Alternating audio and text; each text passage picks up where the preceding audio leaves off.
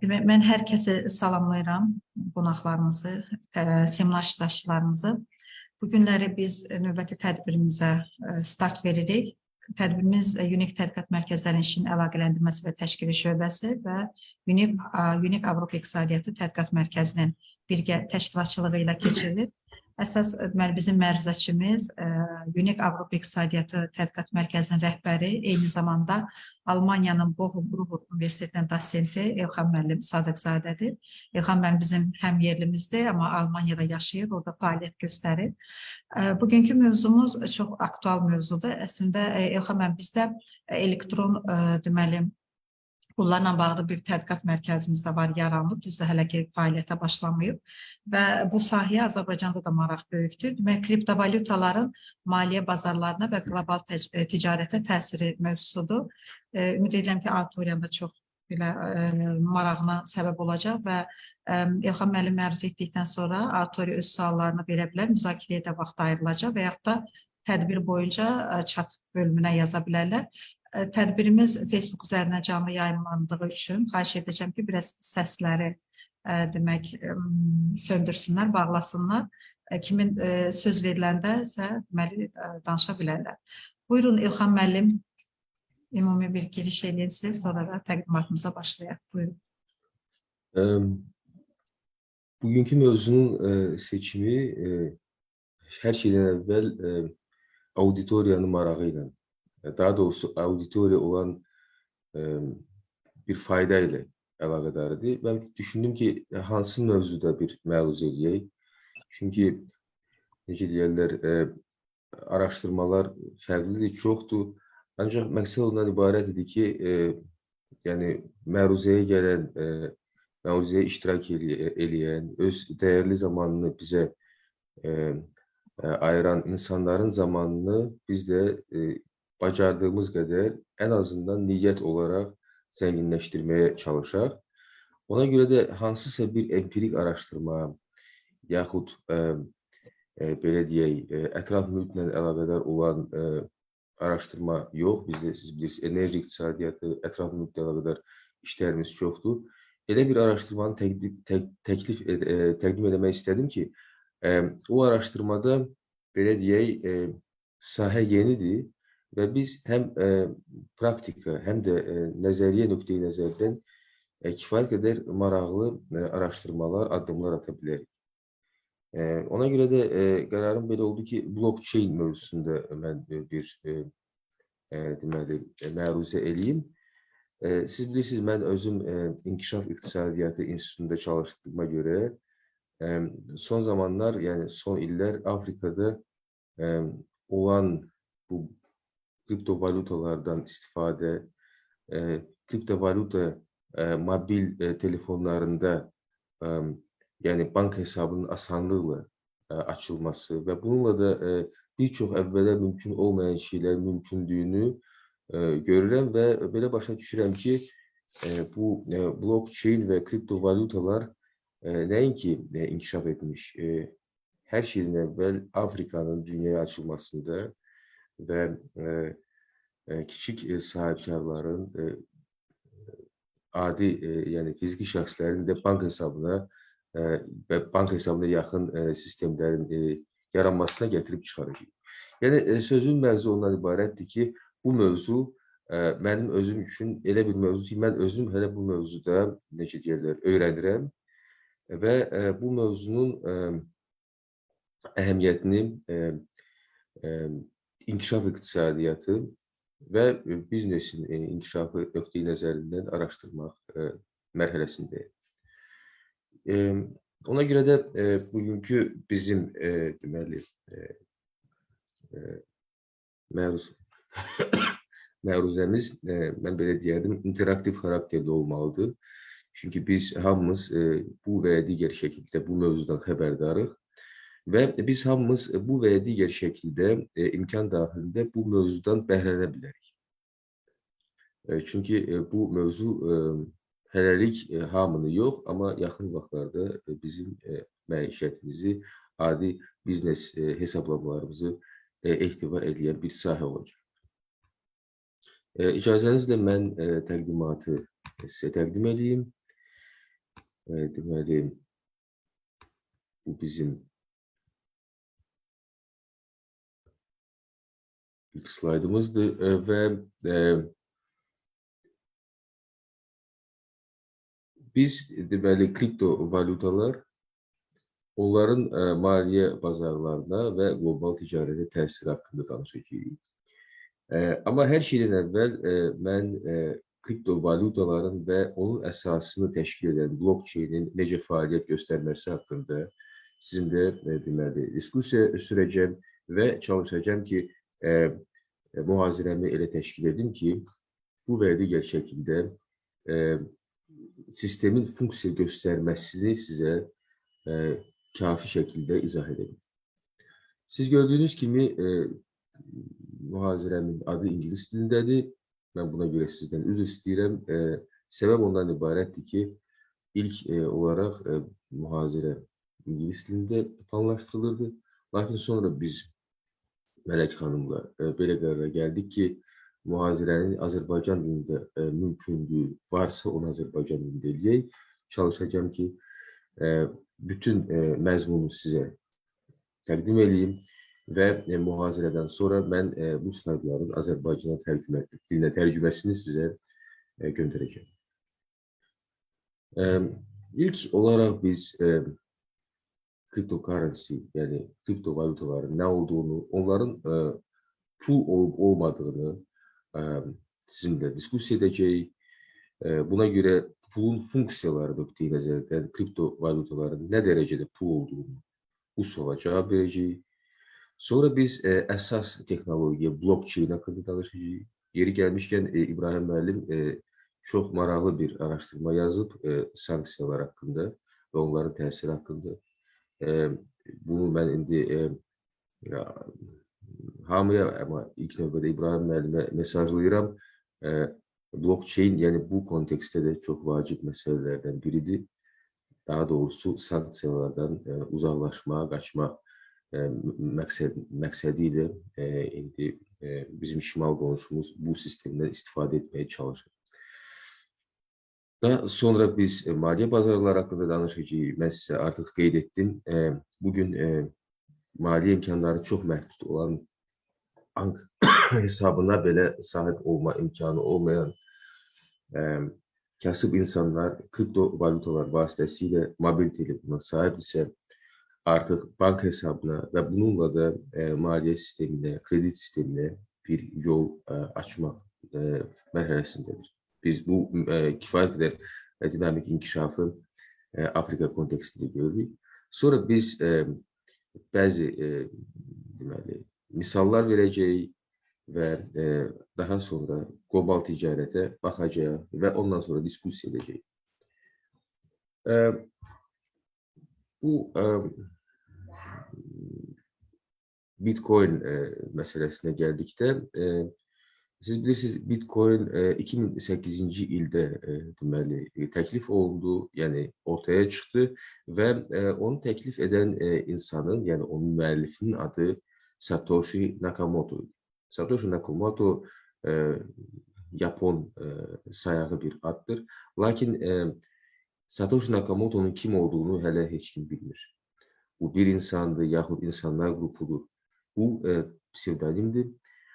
Kim olduğu məlumdur. Nə üçün 2008-ci il? 2008-ci il qlobal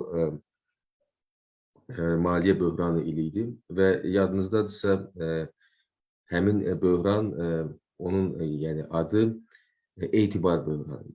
Yəni artıq maliyyə bazarlarına etibarın olmaması ilə əlaqədar belə bir böhran ortaya çıxmışdı. Və elə bu vaxt Satoshi Nakamoto adlı insan, yaxud insanlar qrupu Bitcoin'i təklif etmişdir.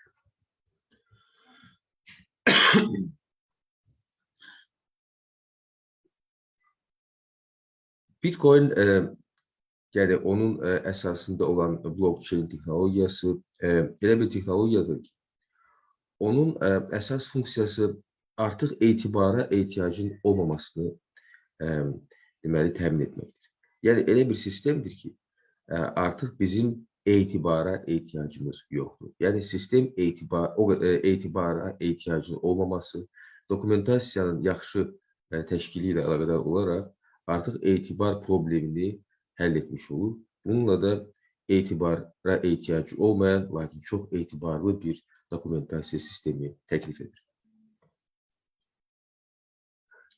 Bir çox müşahidəçilər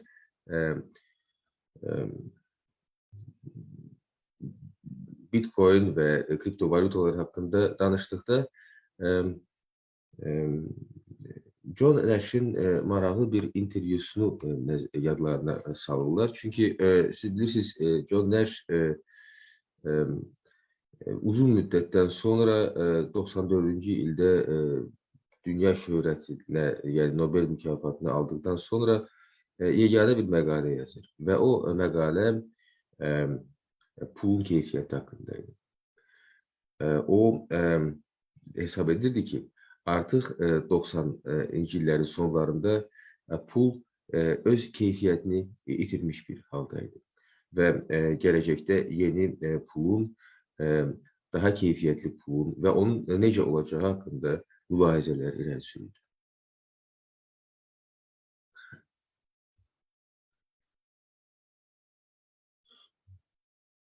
Və əgər biz onun son məqaləsinə baxmış olsaq, bu məqalə Southern Economic Journal-da çıxmışdı və biz görərik ki, məqalə bir çox məsələlərdə əslində Bitcoin'ə yaxın bir konsepsiya irəli sürür. Onun 1954-cü ildə Paralel Kontrol adlı jurnalda məqaləsi çıxmışdı və orada o paralel kontrol maşını və onun funksiya göstərməsi haqqında konsepsiyonal bir fikir irəli sürür və o da sonra blockchain'in əsas prinsiplərindən birinə çevrilir. Ona görə də elə bir çox müşahidəçi elə hesab edir ki, John Nash Satoshi Nakamoto qrupunun üzvlərindən biri olmuşdur. Yəni, doğrudan da belə bir güclü inam vardır ki, Satoshi Nakamoto maskası arxasında gizlənən şəxslərdən biri də elə o özü olmuşdur. İndi biz kriptovalutaların tərifini verək. Nədir kriptovaluta? Kriptovaluta və ya rəqəmsal neymət mübadilə vasitəsi olaraq istifadə olunan bir iqtisadi neymətdir. Bu rəqəmsal puldur, lakin hər bir rəqəmsal pul, o da və yaxud rəqəmsal valyuta, kriptovalyuta deyil. Kripto deməli, rəqəmsal puldur, lakin orada çox mürəkkəb kriptoqrafik metodlar istifadə olunur və bu kriptoqrafik metodlar sistemin bir növ daha yaxşı kodlaşdırılmasına və etibarlılıq sisteminin daha yüksək olmasına gətirib çıxarır. Ona görə kriptovalutalar. Kriptovalutalar onların əsas xüsusiyyətlərindən biri odur ki, hökumətlər onlara çox məhdud şəkildə təsir göstərir, onları məhdud şəkildə deməli nizamlayır və kriptovalutalar yəni ideal halda təhlükəsiz hakerların deməli təsirindən deməli mühafizə olunmuş şəkildə bir fəaliyyət göstərən sistemlərə söykənirlər.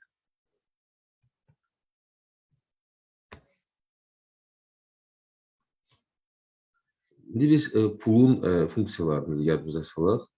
Pul nədir? Deməli, pulun funksiyaları mübadilə vasitəsi, hesab deməli hesablama və dəyərin ölçülməsi funksiyası və dəyərin saxlanılması funksiyalarını daşıyır. Və bu funksiyalara gəldikdə, gəlin özümüz düşünək. Biz mübadilə vasitəsi olaraq təbii ki, Bitcoin'dən yaxud digər kriptovalutalardan istifadə edə bilərik. Biz Bitcoinlardan hesablaşmalarda istifadə edə bilərik. Yəni biz dəyəri ölçə bilərik. Biz bu və ya digər əmtiyəni blockchain, Bitcoin vasitəsilə ala bilərik.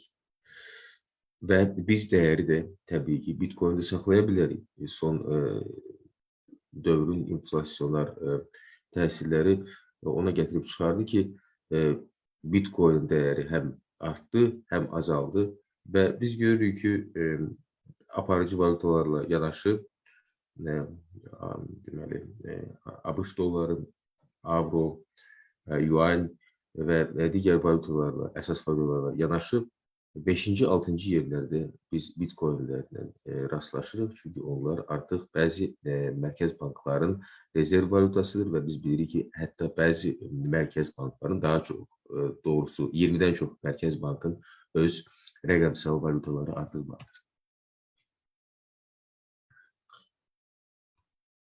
İndi biz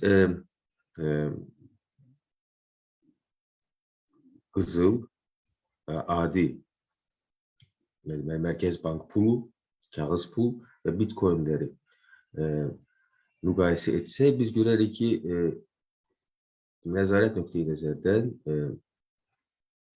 deməli, qızılı bazar, adi pulu mərkəz bankı, Bitcoinləri isə algoritm tənzimləyir. Bu, ona gətirib çıxar ki, algoritm sentral bank, mərkəz bank manipulyasiyalarından daha deməli, onlardan asılı deyil, algoritm vasitəsilə deməli, nizamlanır. Bunun müsbət və mənfi cəhətləri var. Dəyərin saxlanılması nöqteyi nəzərdən inflasionar fazalarda müsbət, Bitcoin özünün dəyər itirdiyi vaxtda isə negativ təzadları vardır. Biz bilirik ki, pulun əsas funksiyalarından biri odur ki, biz dəyəri asanlıqla özümüzlə transport edə bilək. Yəni, bir yerdən başqa yerə aparmaq mümkün olsun. Misir piramidalarının dəyəri var, amma biz onları Misirdən, deyək, sərgi nöqteyi nəzərdən sərgi göstərmək üçün nə San Paulo'ya, nə də New York'a apara bilərik. Ona görə dəyərli piramidalar təbii ki, pul deyil, amma dəyərləri var. Qızılın orta portabilliyi var. Çünki biz müəyyən miqdarda qızılı özümüzlə apara bilərik. Lakin orada da müəyyən çətinliklər ola bilər. Kağız pula gəldikdə kifayət qədər böyük portabilliyi var. Bank sistemində nəzərə alsaq, eyni şeyi də biz Bitcoin haqqında deyə bilərik. Bölünmə nöqteyi nəzərdən qızılın bölünməsi çox çətindir. Biz bir qızıl üzüyü 2 yerə böldükdə o dəyərini itirə bilər. Amma pula gəldikdə biz hər 1 manatı 100 qəpiyə bölə bilərik. Heç bir problem yoxdur. Bitcoin'i biz hətta deməli, Bitcoin'i 1 milyon hissəyə bölə bilərik. Biz məsələn Bitcoin'dən hesabladıqda 0,01 ən kiçik hesablama meyarı deyil. Məsələn 0,01 manat 1 qəpikdir. Ondan kiçik hesablama imkanı yoxdur. Ən azından insanlar arasında normal hesablaşmalarda. Bitcoin'ə gəldikdə 0,8 dənə deməli 7-0 və sonunda bir rəqəmə qədər bölünmə imkanları var. Yəni, çox güclü bölünmə mümkündür və bu da doğrudan da çox vacibdir. Çünki biz bilirik, bir Bitcoin'in dəyəri artıq o qədər böyükdür ki, biz bu bölməyə ehtiyacımız var. Pulun dəyərli olması üçün o nadir olmalıdır. Yəni, çox pul dəyərsiz puldur. Qızıla gəldikdə bu doğrudan da mümkündür. Hal-hazırda, yəni, qızıl hələ də məhduddur və yəqin ki, bundan sonra da məhdud olacaq. Banknotlar biz bilirik ki, tarixdə göstərib, hiperinflyasiya fazalarında yaxud mərkəz banklarının pul dəzgahlarına çox, necə deyərlər, güc verdikləri vaxtda dəyərlərini, nadirliyini itirirlər. Bitcoin'ə gəldikdə bu doğrudan da çox gözəl algoritmik bir sistemdir. Yəni, Bitcoin'in sayının artması nədənilə dəyərini itirmə şansı yoxdur. Çünki Bitcoinlərin maksimum miqdarı səhv eləmirəmsə 21 milyondur.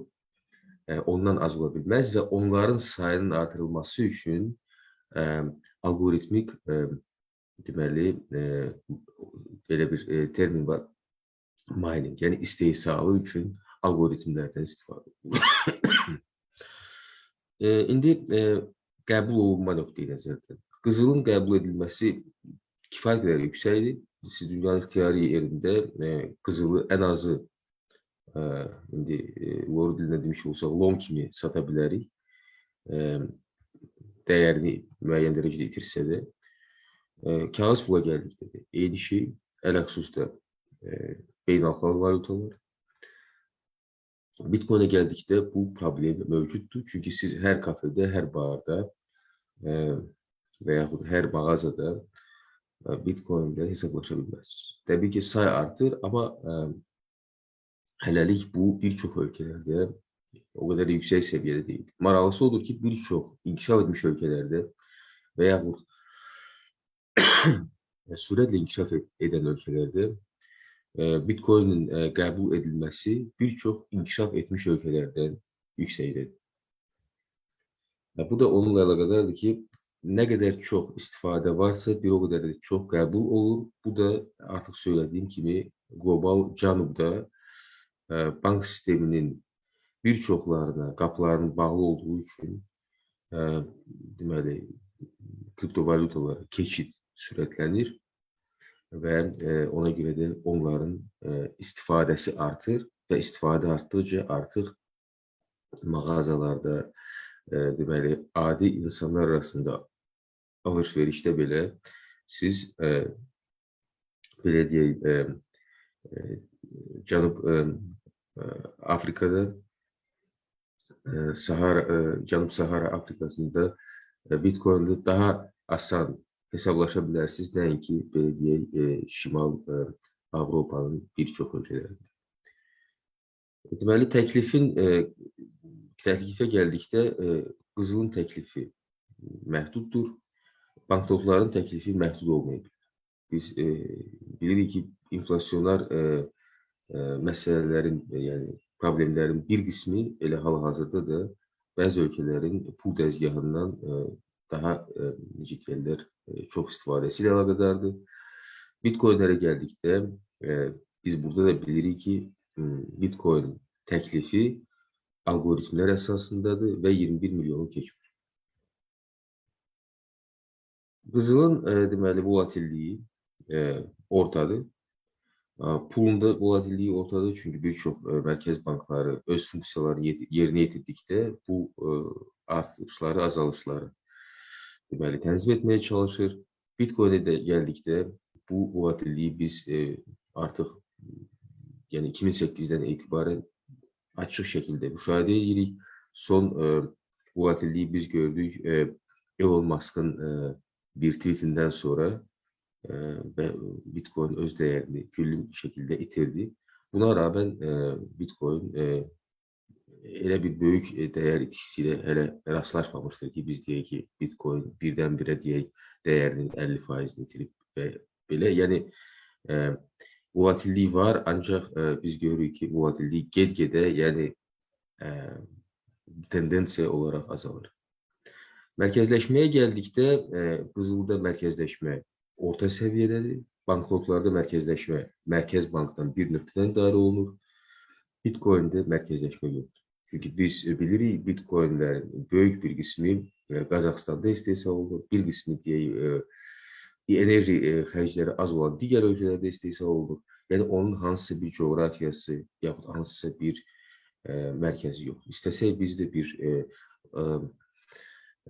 100-200 kompüter qoyub, özümüz də Bitcoinlərin istehsalına başlayıb bilərik. Üzr istəyirəm. İndi biz Bitcoinlərin deməli transaksiya həcminə baxdıqda biz görürük ki, şimal ölkələri burada böyük deməli bazar həcminə malikdir. Baxmayaraq ki, mən artıq söylədim, bu regionda biz ən böyük artışı görürük son illərdə. Ancaq transaksiya olaraq yenə də şimal deməli, ölkələri böyük əksəriyyət təşkil edir. Yəni bazarın böyük bir qismini etibar edir.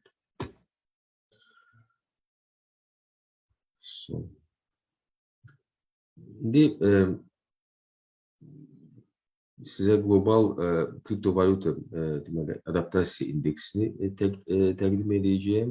Deməli bu 20-21-ci illəri nəzərdə tutur. Biz görürük ki, burada ölkələr adaptasiya, yəni inkişaf nöqteyi nəzərdə, yəni keçən ilə baxanda harda daha çox deməli artış olub. Biz görürük ki, burada inkişaf etmiş ölkələr, inkişaf etməkdə olan ölkələr üstünlük təşkil edir. ABŞ-da da görürük ki, artış kifayət qədər yüksəkdir. Və bu onu göstərir ki, Bitcoin yalnız inkişaf etmiş ölkələrin neməti yox, artıq inkişaf etməkdə olan ölkələrin inkişaf şansıdır.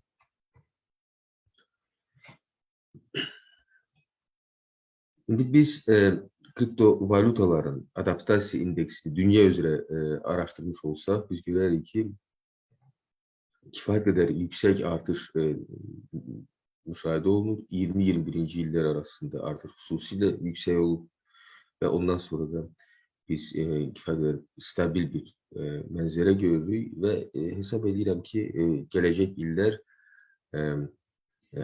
hələ statistika bizə məlum deyil, daha da yüksək artım bizə göstərmiş olacaq. Deməli, 21-ci ilin ikinci kvartalının sonunda biz 24 səviyyəsindəydik indeks olaraq. Bu deməkdir ki, adaptasiya indeksi 2019-cu ilin 3-cü kvartalının sonundan etibarən 2300% artmışdır.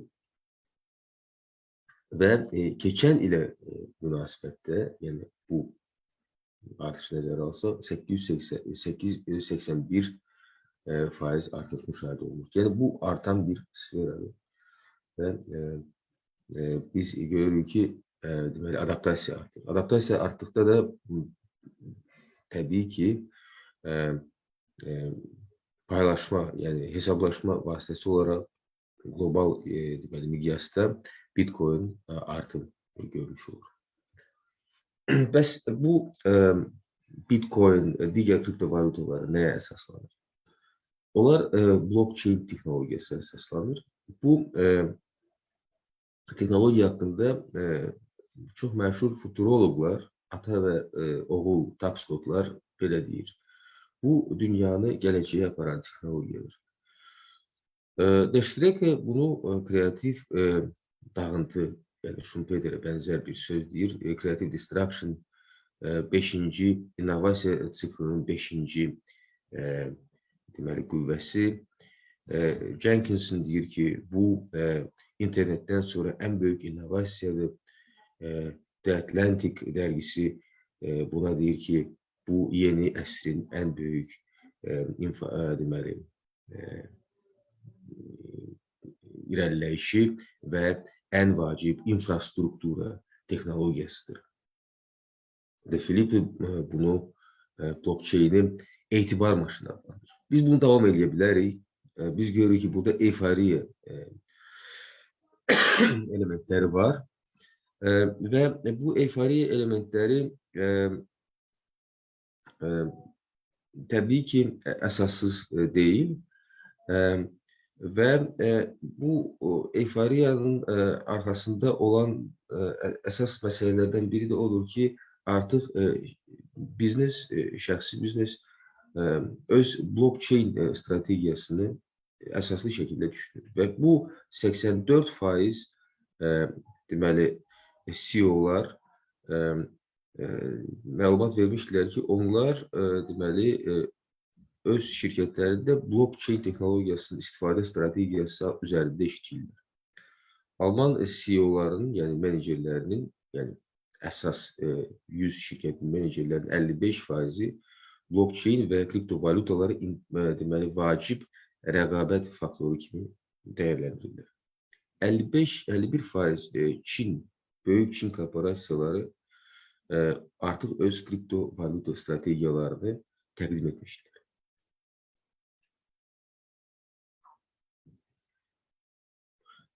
Beynəlxalq ticarətə gəldikdə kriptovalyutaların rolu haqqında ədəbiyyat kifayət qədər azdır.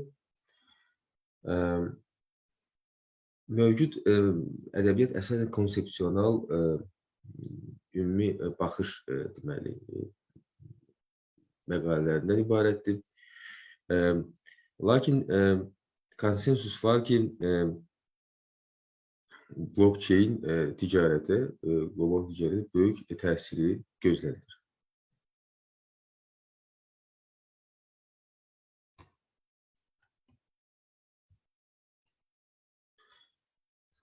Əsas hissəyə gələk.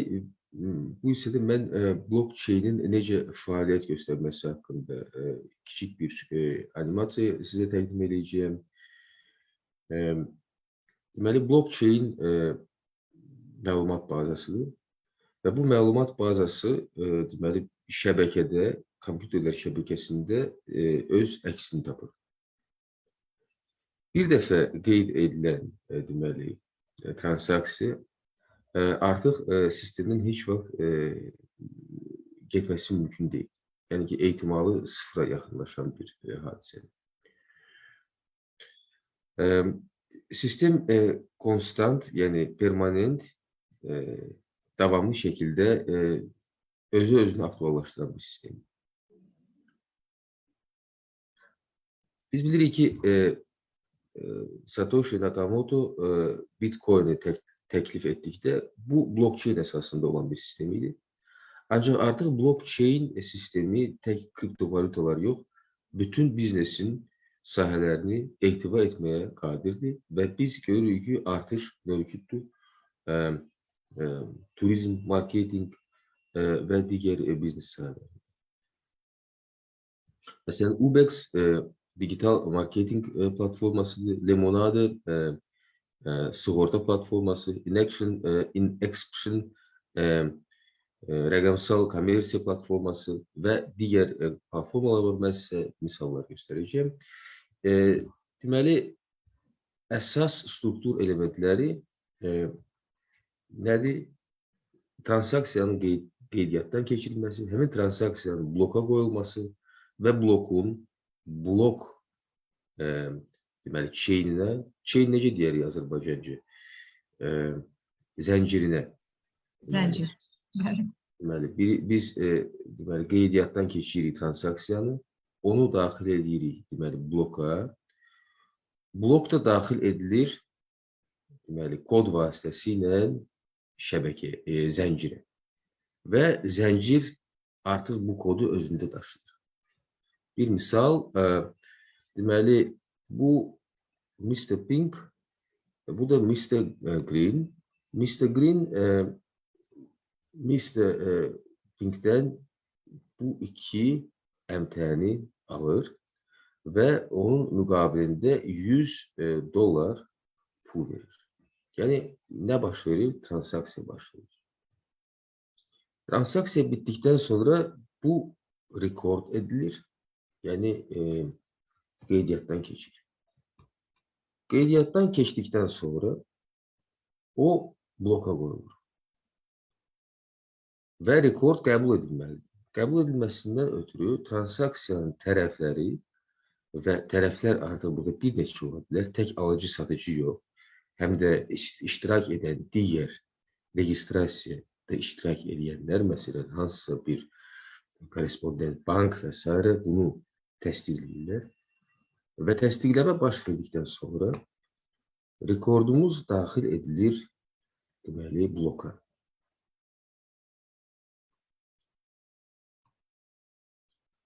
Bloka daxil edildikdən sonra həmin transaksiyanın hash nömrəsi olur. Və o nömrə çox uzun bir nömrədir. Yəni onun rəqəmlərinin sayı mən sizi inandırım, artıq belə bir deməli, hesablama olmuşdu. O qədər uzun bir rəqəmdir ki, rəqəmlərin sayı deməli, qalın bir romanda olan deməli hərflərin sayı qədər böyükdür. Yəni o qədər mürəkkəb bir rəqəm olduğuna görə onun və əsasında kripto metodlar olduğuna görə onun deməli hakerlər tərəfindən deməli qırılması demək olar ki, mümkünsüz.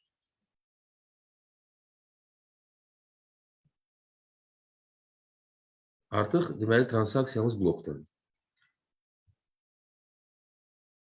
Növbəti məsələ odur ki, mən sizə dedim, kimsə transaksiyanı geri qayıdıb nəyisə orada dəyişdirmək istərsə, yox, mən 100 yox, 101 avro verdim. Onda onun böyük çətinlikləri olacaq.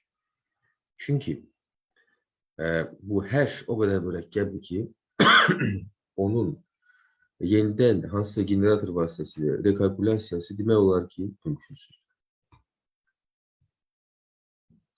Bir daha deməli biz müqayisə edək. Adi mərkəzləşdirilmiş transaksiya və bizim blockchain sistemimiz. Blockchain sistemi elə bir sistemdir ki, burada bir çox şahidlər iştirak edirlər və yalanın mümkünsüzlüyünü, yazının pozulmamasını deməli bunlar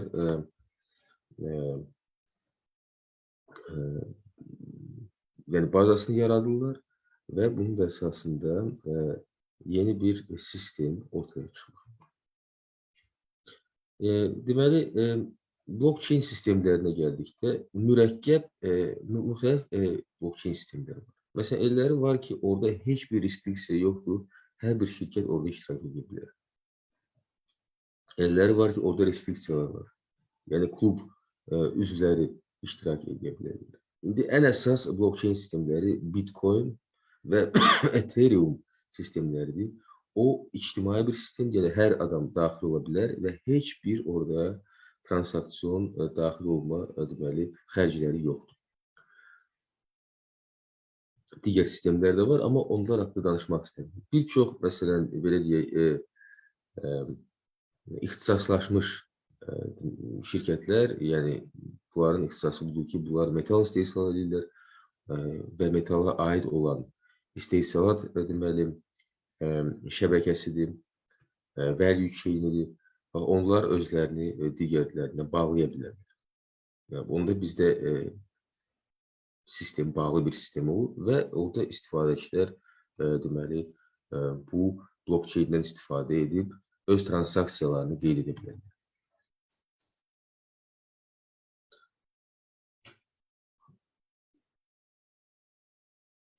Kriptovalutalar və maliyyə bazarları. Kriptovalutaların maliyyə bazarlarına, kapital bazarına və deməli beynəlxalq pul bazarına təsiri gözlənilməkdədir və kiçik bir simulyasiyamız bizim deməli bu sahədə var idi və simulyasiya göstərirdi ki, deməli kriptovalutalar potensial olaraq deməli həm kapital bazarına, həm foreign exchange, yəni beynəlxalq maliyyə transaksiyalarına təsiri var, pul bazarına təsiri var və əsasən deməli bu iki mexanizm vasitəsilə real iqtisadiyyata bunların təsiri gözlənir. Deməli, 2017-ci ilin 3-cü kvartalında deməli şirkətlərə gəldikdə onların deməli satışlarında kriptovalutalardan istifadəyə gəldiydi. Çox az şirkət burada iştirak edirdi. Böyük şirkətlər nəzərdə tuturam.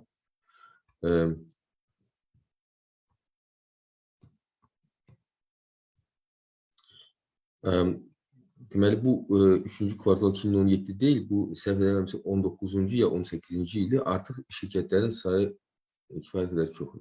Yəni, biz burada böyük artış görmüş oluruq və bu da onu göstərir ki, blockchain ondan istifadə həm marketinqdə, həm deyək, satışda, beynəlxalq satışlarda artan xətt üzrə inkişaf edir.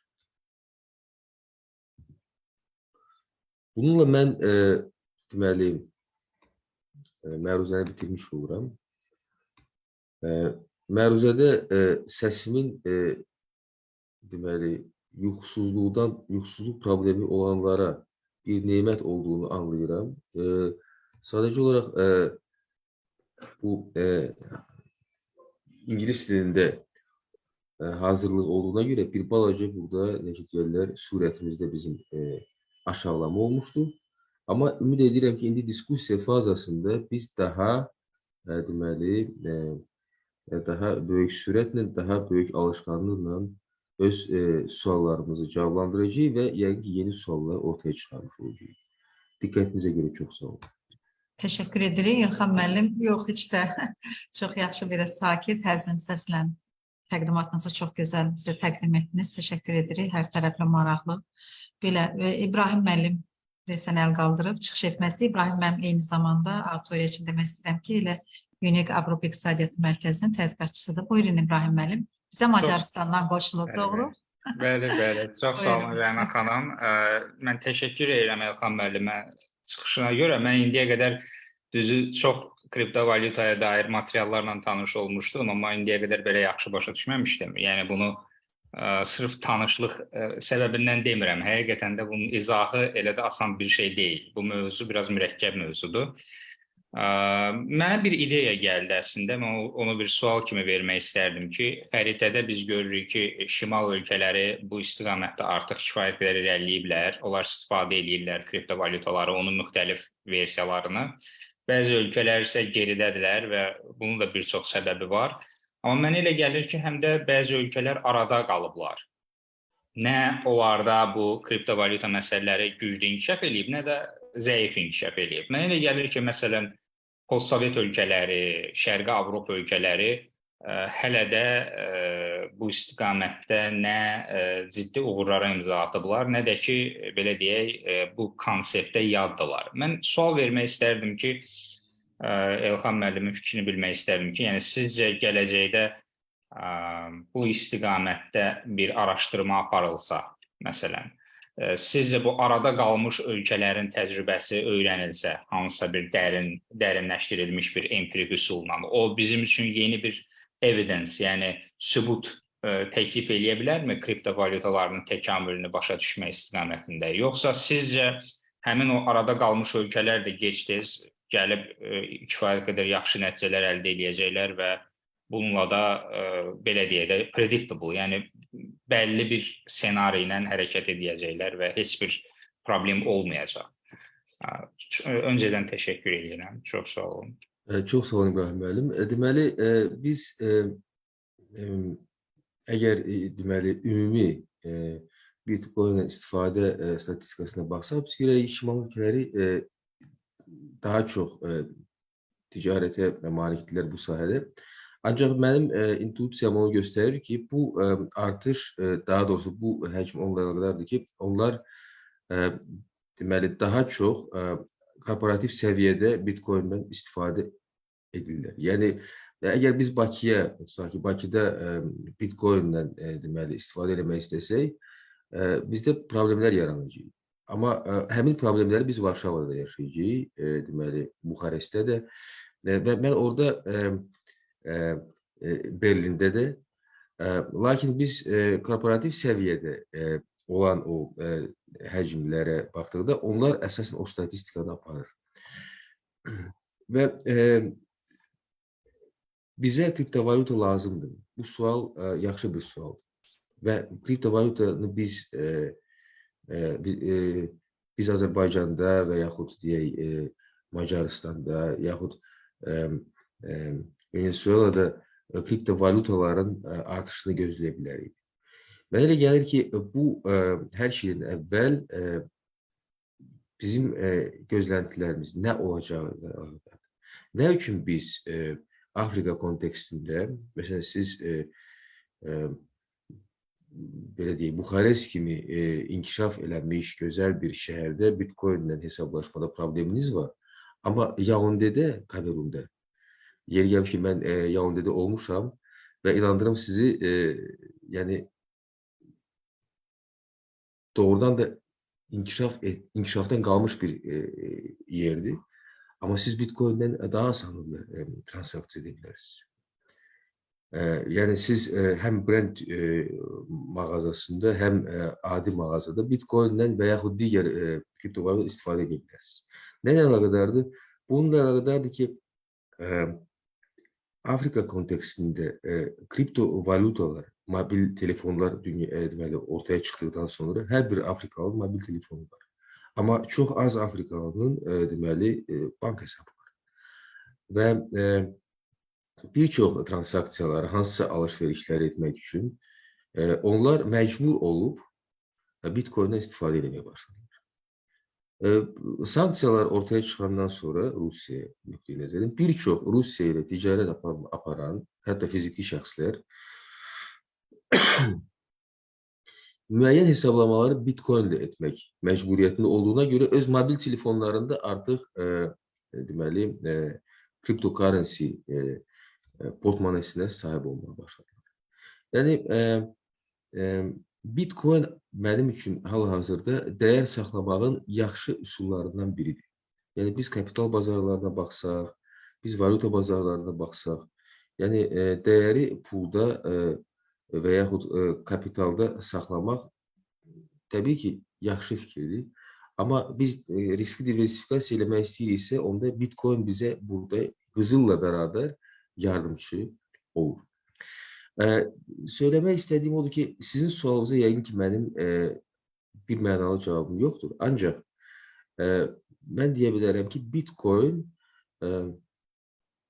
bir opsiya olaraq ələxüsus böhran fazalarında artış göstərəcək və artış nəticəsində də daha çox insanların istifadəsi nəticəsilə o bərqərar olmuş bir texnologiya çevrilmiş olacaq. Amma korporativ səviyyədə biz Bitcoinlərə baxdıqda, burada mən daha belə böyük artımı gözləyirəm. Nəyə görə? Çünki bir çox inhisarlaşmış sistemlərin deməli məhdudlaşdırılmasının yeganə metodu artıq Bitcoin özünü göstərməkdir. Məsələn, turizmdə. Siz belə deyək, bizə qonaq gəlmək istəsəz, hələ gəlməmişsiniz, amma gəlmək yaxşı olardı. Siz təbii ki, otel axtarmayacaqsınız. Çünki biləcəksiniz ki, sizin deməli yeriniz var, təminatınız var. Amma olmasaydı, siz Booking.com-a gedəcəksiniz. Booking.com, sonra bir neçə belə portal var, adları indi yadıma Trivago və s. Bunlar bütün bazarı inhisarlaşdırırlar. Və siz orada bir oteldə özünüzə otaq aldıqda, onun azından 20% gedir platformaya. Və otel özü öz otağını, öz saytından sata bilmir. Çünki Booking deyir, sən onu məndən ucuz sata bilməsin. Yoxsa mən səni atacağım Booking'də. Yəni, bu sistemin qarşısını alan indi blockchain sistemi. Mən onu prezentasiya eləmək istəyirdim. Bəlkə prezentasiya sizə göndərərəm. Ona gəlib çıxarır ki, artıq bu otellər blockchain əsasında öz mallarını vasitəçisiz sata bilərlər. Yəni, blockchain nə gəldikdə biz əslində bu kriptovalyutaları bir qırağa qoyub yeni bir iqtisadi reallıqla rastlaşırıq. Hardasa real olmayan, amma kifayət qədər reallaşan, o da odur ki, transaksiya xərclərini azaldan bir sistem. Yəni, mərkəzləşdirilmiş yox, qeyri-mərkəzləşdirilmiş, mərkəz olmayan və bu da bizi nəyə yaxınlaşdırır? O illüziyaya yaxınlaşdırır, daha doğrusu utopiyaya, neoklassik transaksiyon xərclərinin olmadığı bir reallıq. Siz bilirsiniz, bizim müəllimimiz Asiman müəllim vaxtı ikən belə bir Rus filosofu vardı, Berediyev sözlərimiz etmişdi. O demişdi ki, hansısa yaxşı hesablanmış siyasi deməli hesablamadan daha çox utopiyalar daha realdır. Çünki ona görə də cəmiyyət utopiyaya doğru gedir. Nə vaxtsa utopiya kimi görünən blockchain indi məsələn misallardan biri yeyinti sənayesinin reallığıdır. Və mən icazə versəniz, sizə 2 dəqiqəlik bir dənə video göstərmək istəyirəm. Əgər Rəna xanım icazə versə. Bəli, bəli. Buyurun, maraqlıdır, çox maraqlı. Deməli, biz bu ekranımı yəqin ki görürsünüz. Bəli, xanım. Bəli, bəli. Sadəcə, aha.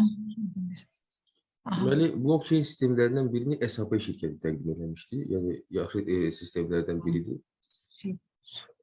Və siz supermarketə getdikdə bu gördüyünüz bütün anları görmüş olacaqsınız.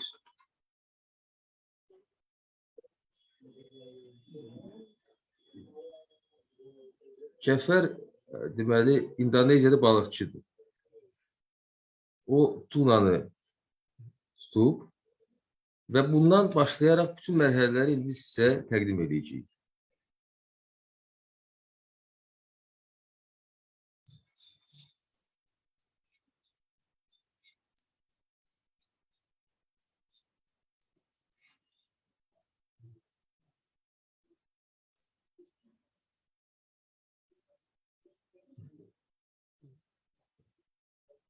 Deməli, balıq gəlir laboratoriya və artıq orada deməli, balığın tutulması və bütün məlumatlar keçir, deməli, blockchain sisteminə.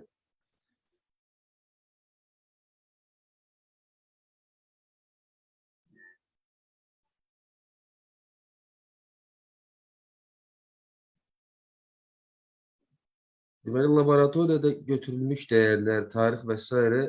daxil olur blockchainə.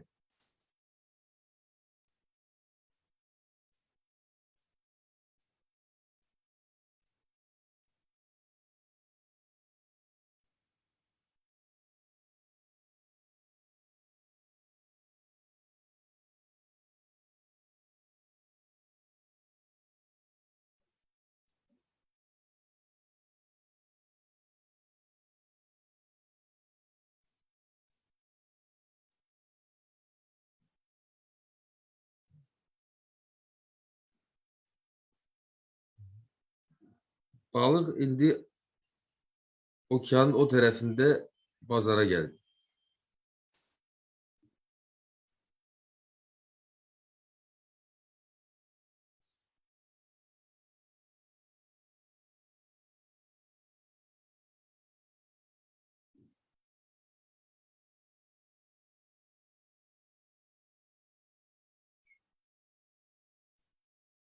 Və biz məhsul haqqında bütün məlumatları orada, yəni növbəti deməli, mərhələdə ala bilərik.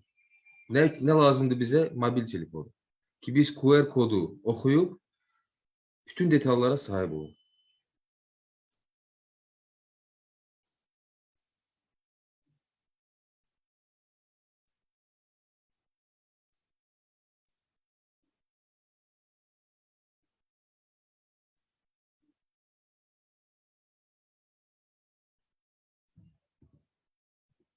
Çox möhtəşəm bir şeydir. Yəni, istehsal prosesindən istehlaka qədər ki, bütün deməli datanı görmək olur. Və siz də supermarketə deməli gəldikdə, sizdə bu imkan varsa, təbii ki, bu imkandan istifadə eləməyə çalışacaqsınız. Və mən artıq supermarketə getdikdə mobil telefonumu unutmamağa çalışıram. Nə üçün? Çünki bir məhsulun üzərində bio yazılıbsa, bio sertifikatı varsa. Yeri gəlmiş ki, mən fəxr edirəm ki, bizim supermarketdə Azərbaycanda istehsal olmuş bio narsokları var və siz QR kodundan istifadə edərək məhsul haqqında hər şey öyrənə bilərsiniz. Yəni, əgər bizim yaşadığımız planet distopiya yox, biz indi distopiyaya doğru gedirik, siz görürsünüz. Artıq yəni, xəbərləri oxumaq mümkün deyil. Yəni, haradasa müharibə başladı, haradasa müharibə başlaya bilər, haradasa nəsə. Yəni, bu yox, keçmiş modusa qayıtsaq, 2019-cu ilin modusuna və bu davam eləsəydi, onda biz təbii ki, o utopiyaya doğru gedərək, mobil telefona istifadə edərək məhsulun neçə faiz bio olduğu, necə istehsal olunduğu və sair detalları öyrənə bilərsiniz. Yəni bu təbii ki, biz bu distopiyadan çıxsaq, yəni sonumuz hansısa atom katastrofası olmasa, təbii ki, biz yeni yaxşı modusa keçəcəyik. Və bu modusda da ola bilsin 1 ildən sonra, 2 ildən sonra bu texnologiyalardan istifadə artacaq. Siz nə vaxtsa, yəni deyək 10 il bundan əvvəl inana bilərdinizmi ki, biz deyək rəqəmsal texnologiyaların bu qədər istifadə 10 il bir qədər azdır, deyək 30 il bundan bax. Mən düşünə bilməzdim. Çünki mən artıq yaşım o qədərdir ki, mən o vaxt yadıma sala bilərəm. Ona görə də düşünürəm ki, blockchain doğrudan da elə bir infrastrukturdur ki, o necə ki internet artıq internetdən daha advanced və onunla tandemdə bizə yeni bir daha az inhisarlaşmış iqtisadiyyat vermə potensialına malikdir. İlxan müəllim, burada Fəxri bəy əl qaldırır. Fəxri bəy, buyurun. Amma kameranız açıq deyil, açıq olsa lap yaxşı olardı. Buradasın. Salam. Üzr istəyirəm, mən biraz müsait deyiləm, o gün kamera açılmadı. Evdədir. Müəllim bayaq bildirdi ki, bizim bu Şərqi Avropa ölkələrində biraz zəif yayılıb bu Bitcoin. Amma bir demək istəyirdim ki, mining üzrə Gürcüstan Çindən sonra ikinci yerdə idi. Bilməm, bilirsiniz, yəqin eşitmişsiniz, bu Bitfury şirkəti var. O ən çox miningi elə orada eləyirdi. Və Gürcüstan dünya üzrə 5% Bitcoin mininginə sahib idi. İkinci məsələni müəllim bildirdi ki, bəs bizdə ödənişləri biz Bitcoin eləyə bilərik. Rusiyada olan ödənişlər Bitcoin olur. Sual belədir ki, Bitcoin'un köçürülməsi zamanı təxminən 10-15 dəqiqə vaxt gedir və 10-15 dəqiqə ərzində Bitcoin dəyəri qalxıb düşür. Olmazmı ki, Bitcoin yox, daha sabit, stable coinlər deyə, yəni Binance USD'dir, USD Tether'dir. Düşünmürsünüz ki, bunlardan daha çox istifadə olunur. Çünki Rusiyada məndə onlarla işləyəm və daha çox Bitcoin yox, sırf olaraq Tether ilə işləyirlər ki, bu da elektron dollardır. Ya bundan istifadə olunur. Çünki Bitcoin özünün həm transaksiya xərci daha çoxdur. Çünki Bitcoin-la 0.01 Bitcoin tutulub, bu da böyük bir məbləğdir və müddətdə uzun olduğu üçün qiymət dəyişkənliyinə daha çox həssasdır. Çox sağ olun. Çox sağ olun. Maraqlı məlumata görə mən Gürcüstanın bu kontekstdə uğurları haqqında məlumatlı deyildim. Bu ona o fikir verir ki, doğrudan biz də ölkə olaraq o sahədə daha böyük nailiyyətlər əldə edə bilərik. Hər şeydən əvvəl enerji xərclərinin bizdə daha yəqin ki, ucuz olmasına əlaqədar olaraq. Təbii ki, biz Bitcoin haqqında danışdıq, lakin kriptovalutaların sayı eksponensial şəkildə artmaqdadır. Ona görə də mən sizə tamamilə razıyam. Transaksiya xərclərinin az olduğu kriptovalutalar onlara üstünlük verilməlidir. Mən indi açıq deyim, Bitcoin-lə transaksiyanın 3-4 dəqiqə olduğunu düşünürdüm. 15 dəqiqə təbii ki, o da böyük vaxt intervalı deyil, amma təbii ki, siz düz buyurursunuz, burada kurs dəyişiklikləri mümkündür və ona görə də digər kriptovalutalardan istifadə, yəni burada heç bir problem yoxdur, amma siz qeyd etdiyiniz amil, yəni kriptovalutanın digər, yəni mərkəzi bank valutasına çevrilmə nöqteyi nəzərindən, yəni bu əsas amillərdən biridir. Çünki bir daha söylədiyim kimi, Bitcoin və kriptovalutalardan istifadə bizim daha müasir olma niyyətimiz yox. Hansı bir problemlə əlaqədardır. Yəni, hansısa bir problem ortaya çıxmasaydı, Afrikada insanlarda bank hesabı açma problemi olmasaydı, onlar belə kütləvi şəkildə kriptovalutalardan istifadə etməzdilər. Bu kontekstdə də zaman bir tərəfdən, yəni o 15 dəqiqə valutanın dəyişmə ehtimalı da o qədər yüksək deyil, amma onun ABŞ dollarına çevrilməsi nöqteyi nəzərdən təbii ki, bu vacib bir amil daşıyır. Daha bir məqama toxunmaq istəyirəm. Biz bilirik, belə bir konsepsiyalar vardı. Macintosh kompüteri və Windows kompüteri. Yəni Apple və əgər səhv yoxsa Apple Windows'a qarşı, yəni bunu nəzəri şəkildə analiz edirdilər. Yəni o sistem ki, o sistemdə istifadəçi daha çoxdur, ondan istifadə ucuzlaşır. Yəni o vaxta kimi ki, bu kriptovalutalardan istifadə deməli threshold, yəni kritik kütlə gəlməyənə qədər biz həmişə kriptovalutanı Mərkəz Bankı puluna çevirim düşüncəsi bizdə olacaq. Amma bu çox sürətli ola bilər. Hətta hansısa bir böhran və inflasyon təsir nəticəsində çox sürətlə gedə bilər ki, biz artıq Mərkəz Bank pulunu kriptovalutaya tez çevirib fikirlə, necə deyirlər, rastlaşmış olacaq. Bir daha çox sağ olun Fəxri müəllim. O Gürcüstan haqqında məlumatlar çox maraqlıdır. Onları biz yəqin ki, mərkəz kontekstində də diskussiya edərik. Çünki bunu biz Azərbaycan nöqteyi nəzərdən də deməli, gündəmə gətirə bilərik. Bizdə var artıq, bizdə var. Bizdə Azenerji bunu mine eləyir. Çox böyük bir firma tikilib bizdə. Düz, biraz məxfi oldu, amma bizdə olmağına əminəm ki, var. Şəxsən onu yaradanlardan dostlarım olub, onu yaradanlar, burada düzəldənlər. Böyük bir firmadır və orada Bitcoin mine olunur və ona şəxsən Azenerji nəzarət edir. Çünki bizdə elektrik xərcləri Gürcüstandan və digər ölkələrdən çox ucuzdur. Çox yaxşı. Yaxşı xəbərlərə görə çox sağ olun. Buyurun, buyurun. Yeni sual olan var mı? Buyurun. Ya sual olmasa da bir sözü əlavəsi olan varsa buyursun. Yoxsa da demək bir də Fərdə xanım yazmışdı, o bayaqki videonun linkini zəhmət olmasa Elxan müəllim göndərərsiniz, elə çata göndərərsiniz. Əgər biraz hələ müsait deyilsinizsə, mənə də göndərərsiniz. Fərdə xanıma çatdıraram. Mən deməli, o video məndə deməli, təqdimatın içərisində idi. Ona görə mən təqdimatı yollayanda o videoda sizdə olacaq. Tamam, təşəkkür edirik, sağ olun. Belə, artıq bir saatdan artıqdır biz başlamışıq. Əgər Elxan müəllim, belə etirazınız yoxsa bitirə bilərik. Yəni, bəlkə əlavə sözünüz varsa, buyura da bilərsiniz.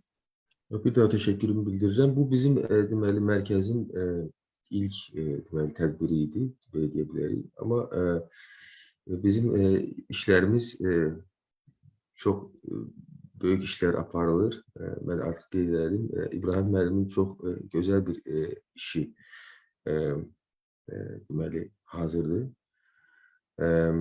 Və belə düşünürəm ki, o iş və deməli, bu Rusiya olan sanksiyalarla bağlıdır. Daha bir işimiz var bizim Suriya ilə, deməli, Suriyada səfərbərlik və orada insanların özünü aparmasında deməli, variasiyalar.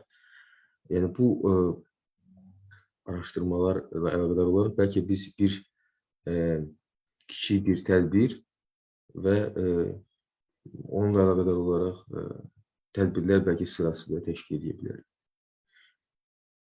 Yəni, bu bizim yəni, böyük planlarımızın bir hissəsidir. Sizinlə bölüşürəm. İnşallah tədqiqatlarınız kifayət qədər var. Unik ailəsi də sizi tanıyır, kifayət qədər tanınırsınız. Və Fəxri müəllim, nəsə sözünüz var idi yenə?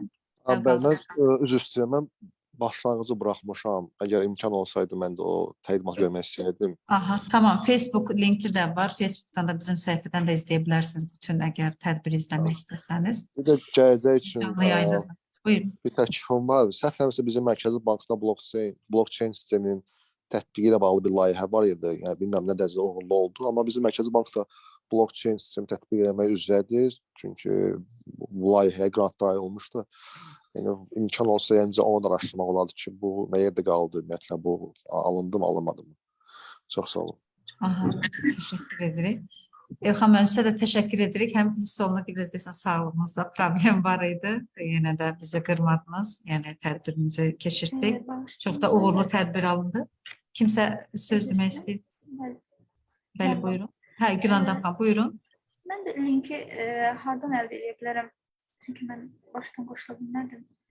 Aha, siz hansı qurumdansınız? Bizlə əlaqə saxlayın. Biz Facebook linkini deyirsinizsə, bizim UNEK Tədqiqat Mərkəzlərinin Facebook səhifəsi var. Aha. Elə UNEK Tədqiqat Mərkəzləri yazsanız çıxacaq. Orada yəni paylaşırıq bütün həm videoları, tədbirlərimizi orada olacaq. Yəni Olur. Facebook səhifəsinə canlı yayım indi gedir, orada da görə biləcəksiniz. Buyurun, xoş oldu. Daha Fəxri müəllim, əgər mümkünsə siz öz e-mailinizi chatda yazın. Çünki mən sizin soyadınızı bilmirəm və sizi mən necə deyirlər tapmaq mənə çətin olacaq. Çünki sizin söylədikləriniz maraqlı idi. Mənim də bizim Mərkəz Bankda deməli çalışan yoldaşlarla müəyyən əlaqələrim var. Biz o istiqamətdə yəni diskussiyanı davam edə bilərik. Fəxri müəllim, yəqin eşitdiniz. Olmasa da mən, aha, tamamdır. Çox sağ olun. Aha, tamam, teşekkür ederim. Yollar Yenə hər kəsə təşəkkür. İlham müəllim, sizə yenə də dediyim kimi vaxt ayırdınız bizə. Demək, çox maraqlı təqdimat idi. Özümüz də çox maarifləndik, faydalı məlumatlar əldə etdik. Mən iştirakçılarımıza, tədbir iştirakçılarına da təşəkkür edirəm. Vaxt ayırdılar. Aha, tamam. Biləm. Oldu, sağ olun. İnşallah Sağ olun, gələn çox sağ olun. tədbirlərimizdə görüşmək ümidi ilə. Sağ olun, özünüzə yaxşı baxın. Sağ Çox olun. sağ olun. Sağ olun, hər şey Sağ görüşürüz. olun. Sağ olun.